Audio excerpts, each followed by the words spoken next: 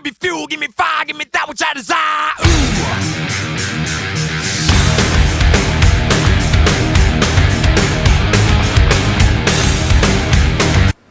Alright guys, how's it going?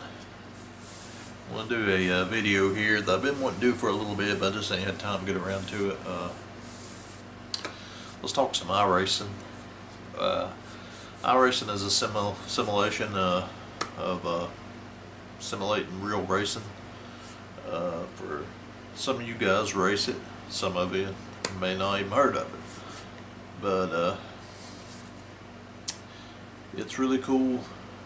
Racing is the most realistic form of racing that you can do to the real thing. I know a lot of NASCAR drivers today uses iRacing to train and practice and this and that. William Byron, for instance, was really got his start in iRacing and stuff, and a lot of other Earnhardt Jr., a bunch of guys back when it first started was involved in it. A lot of people was in the iRacing community, but it has grown so much. I used to run iRacing a lot. For instance, back in 2011-12, I got laid off from my job, so I had a lot of free time to do some iRacing, and I met a lot of people. Practice, learn with people like Nick Ottinger, people like that. I won quite a few cup races. Got my first Xfinity win. Was at Iowa Speedway. I got my first truck win at Pocono, and my first cup win was at Pocono also. So remember back in the days. Now over time, I've had a daughter. My job's changed with the schedule and stuff. I literally right now do not have the time to iRace, so I'm looking forward to get to it in the future. But I just want to show you guys a couple things. This right here is one of my cars I drove back in the day. As you get a good close-up of it, the number 56 Napa Auto Parts. I actually painted this car myself, and I used to paint these cars really cool, had some good runs. Oops, I don't break it. But now these are two certificates I got, which I'm really proud of.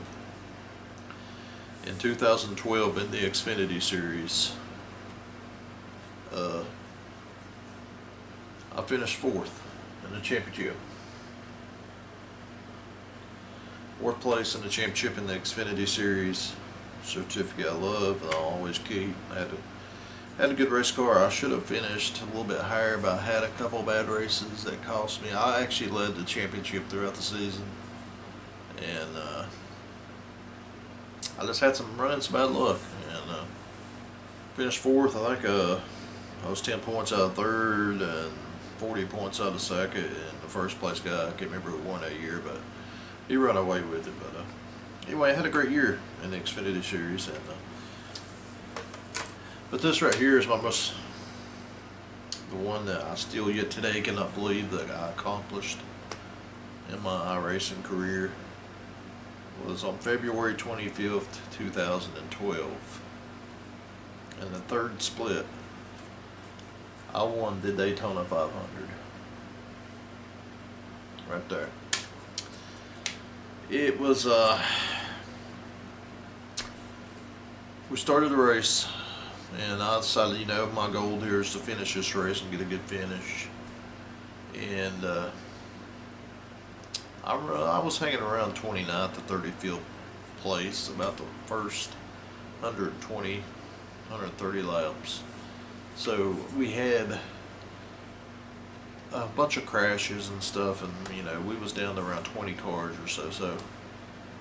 And back in pushing, you really had to push. You had to have somebody to push, or you push somebody to actually get going and be fast.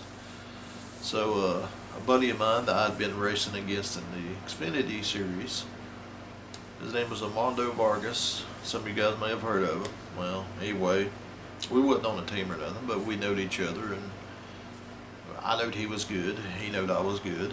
So we hooked up, and next thing I know, we had about 25, 30 laps to go. We're at first, second.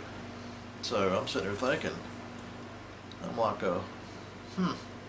I got just to win Daytona 500. And I'm sitting there thinking, I have my spotter helping me out, and I'm like, how can I beat you? Because I know he was going to get the draft on me. Well, he was leading the race with about 3 or 4 laps to go, so I decided to pull the draft and get out in front in case of a caution.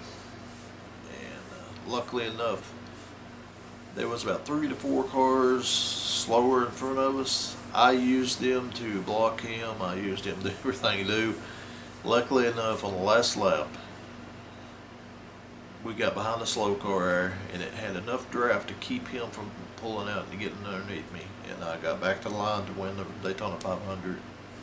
And I was driving the number 17 tire car. Well, it wasn't 17 because, I race in picture numbers. But I think it was number 14 or 12 or so. I can't remember exactly what number, but it was the tire car for Darrell Walter drove. And I could not believe that. And it took me days to get over it to realize that I had won the Daytona 500. Now, I did race a few more, had some really good runs. It was broadcast on TV or internet. And one of them, I think she thought I was going to win that one too. I'd run top 3 or 4 all day long. And with about 20 to go, we got caught up in a big wreck. But it was fun, and I've accomplished some more stuff. Coca-Cola 600, I run the full race. Took us 4 hours or something to run it. I think I finished 8th or 9th. And to tell you a story about that, was my left leg started going numb halfway through the race. And I was racing with a buddy of mine. His name's Stephen Gilbert. He was a teammate of mine. And so halfway through the race, I get on the team speak. I'm like, dude, my left leg is going numb. I don't know if I can do this or not.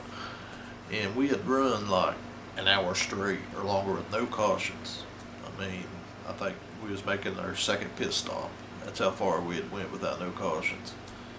And luckily, thanks to God, a caution come out. And I'm like, oh God. So finally got my leg, I moved around, finally got it back to normal, and we finished the Coke 600, and it was fun. But I do want to get back into iRacing again one day. I got to get time to do it with my work schedule and stuff like that. And so maybe one day I'll get back in there and try. I know they got dirt now, dirt track racing and all this and that. It's just for right now, for me, it's time, because you got to really practice. You got to be on a good team. You got to have good setups. I remember one year we was running, we had a little trick up our sleeves. There was a bunch of us, Nick Onager, a bunch of other people. We would start the race with the tire pressures literally as messed up as you could think of. We was so slow the first 2 or 3 laps, but we found a trick that we could get the right heights where we needed them. First caution, pitted, changed tire pressures. You overwrote the right height to where our downforce was a lot more than everybody else. So after that first caution, we was going. Everybody's like, "How are you guys so fast? How you guys do that well?" And that was one of the tricks, was that, and a lot of camber issues, a lot of stuff that people wouldn't think about doing in a race car, like the rear springs in the back of the car. I mean, we would run them things as low as you could possibly get. Just a number of things, little tricks and odds that you wouldn't even think would work. It would never work in a real race car, but it is a simulation. But it's So it was, but I had a lot of fun iRacing. Missed a lot of guys on there, got a lot of friends, and maybe one day I'll get back on there. But if you guys have never experienced, try it out. Go to iracing.com. Try it out. Every year they run the Daytona 500, 600. I think they even run Talladega nowadays. So many different things. You got Indy cars, you got stock cars, modifieds, anything you can think of on there, and it's really realistic. So I just want to show you guys a few little things I've done night racing, and so just give it a shot, guys. You get your chance. I think you'll enjoy it, but patience is the key. Get you a good wheel, and the main part is the pedals. Make sure you get yourself a good set of pedals, because that will pick you up amount of speed. I mean, don't get the cheapest pedals on the market. Don't get an average set. Get you a good solid set. You may pay through $300-$400 for them, but whenever you get that set of pedals, you're gonna be like, wow, I'm fast. So there you go. I just want to let you guys know it. But all right, it's fun. Let's catch you guys later.